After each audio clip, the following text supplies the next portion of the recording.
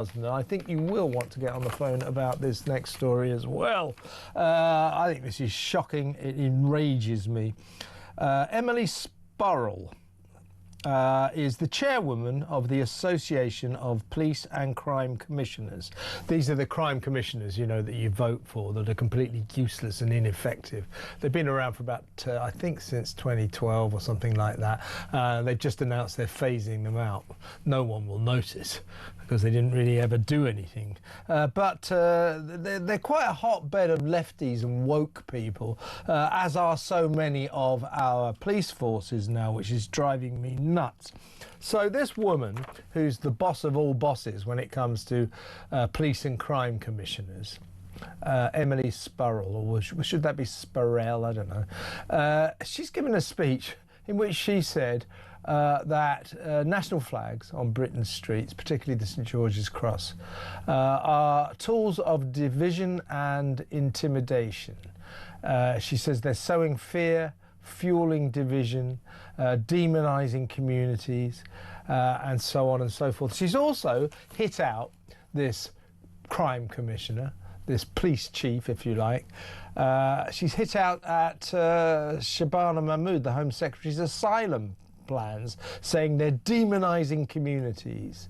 And she goes on to say that the display of flags are a part of a disturbing trend in rising hate-fueled rhetoric. Doesn't this drive you nuts?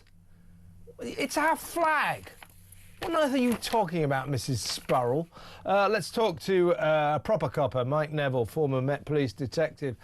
Mike, do you find this as enraging as I do?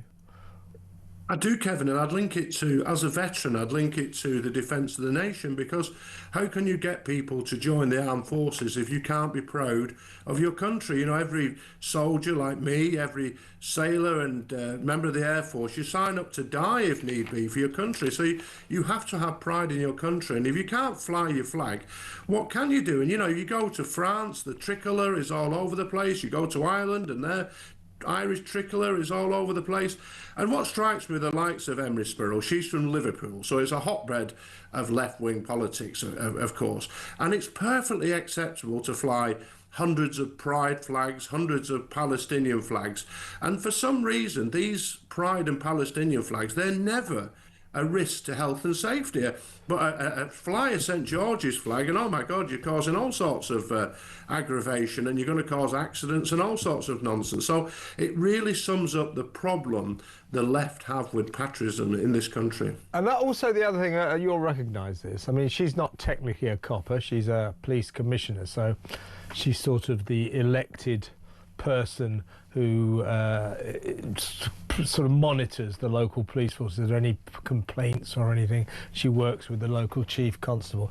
I mean, she is actually the boss of the Association of Police Crime Commissioners, so she's the #1 police crime commissioner in the country. So in this speech, she told the National Conference of Crime Commissioners, she also went on to say, just by way of, you know, almost off-field, left field, she said, we've heard this week some of the plans that the Home Secretary has to overhaul the asylum system. Change must not come at the cost of compassion. What the hell's it got to do with her anyway? This is just ludicrous virtue signalling from some lefty, isn't it? It literally is. If you look her up on Wikipedia or do some research on her, I don't think she's ever had a proper job. You know, she's one of these left-wing activists who's found their entire career in some kind of political situation. Merseyside has a mayor, so they don't even vote in the police and crime commission, so she's there by default.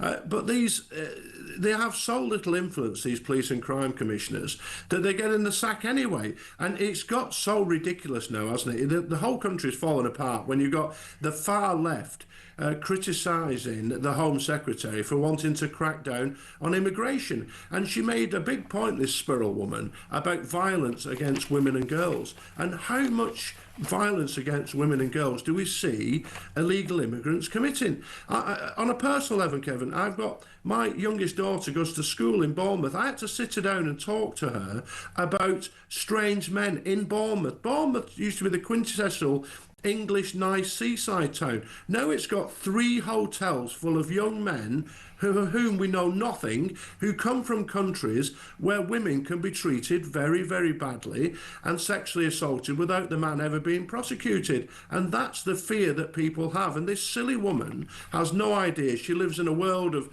student activism and she needs to get a grip. And one of those people who finds the sight of either the Union Jack or the St George's Cross flag offensive. She said, you're right about our migrant crisis. She said, let's be clear. To couch anti-immigration rhetoric in the language of protecting women and girls is not only misleading, it's offensive.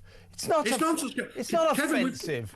It's fact. We know that Afghanis are 20 times more likely to commit offences against women and girls rather than British citizens. We know this. The facts are there. But the trouble is that the left don't like this. Thanks to stations like Talk, we can actually talk about these things. In the past, we've been told to shut up, cover it up, gaslit, and not been able to discuss it, called racist. And these people have been found out. And allowing undocumented young men, as I say, from third world countries where women are not second-class citizens, they're fifth-class citizens, into this nation without any controls is putting women and girls at risk. And she's a silly fool for saying it's anything but that. A sort of chink of light here. In response to Miss Spurrell's ludicrous speech, the head of the National Police Chiefs Council, a guy called Gavin Stevens, said of the police, it is not for us to police flags. Good for him. Good for him.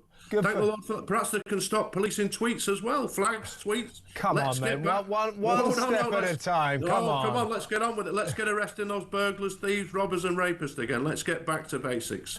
But just generally speaking, this contempt, this hatred of our flag among great swathes of the population, I mean, it is unique to Britain. It is unique. No other country in the world doesn't like its own flags. I mean, to be fair, the Scottish love theirs, the Welsh love theirs, the Northern Irish love theirs, but the English hate theirs, and the British generally don't seem to like the Union Jack. Now, if you go to the States, where I used to live, or any country in the world, sure, there's a lot of left-wingers there, but they love their flag, they respect their flag. It's unique to Britain to hate our own flag. It's got to stop. It's got to stop.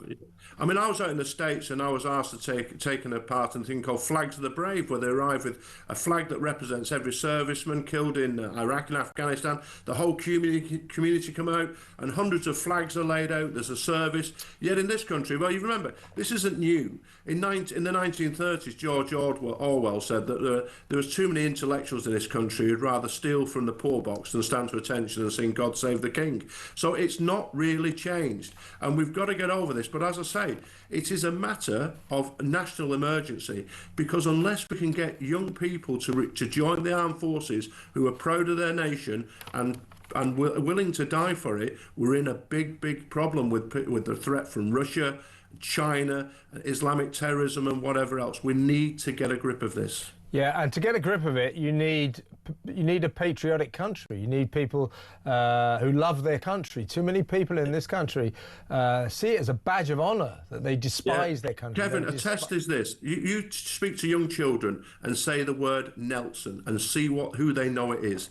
When I was a kid, that meant a man who'd won the Battle of Trafalgar, brave hero, died in act. You ask children now, it means Nelson Mandela. This is where the left have influenced education, have turned our children against national pride. So all our heroes, our flags are being robbed from us. It is a deliberate and wicked and evil policy of these people. Yeah, left-wing woke teachers have got as much to answer for as left-wing woke coppers and left-wing woke Emily Spurrell.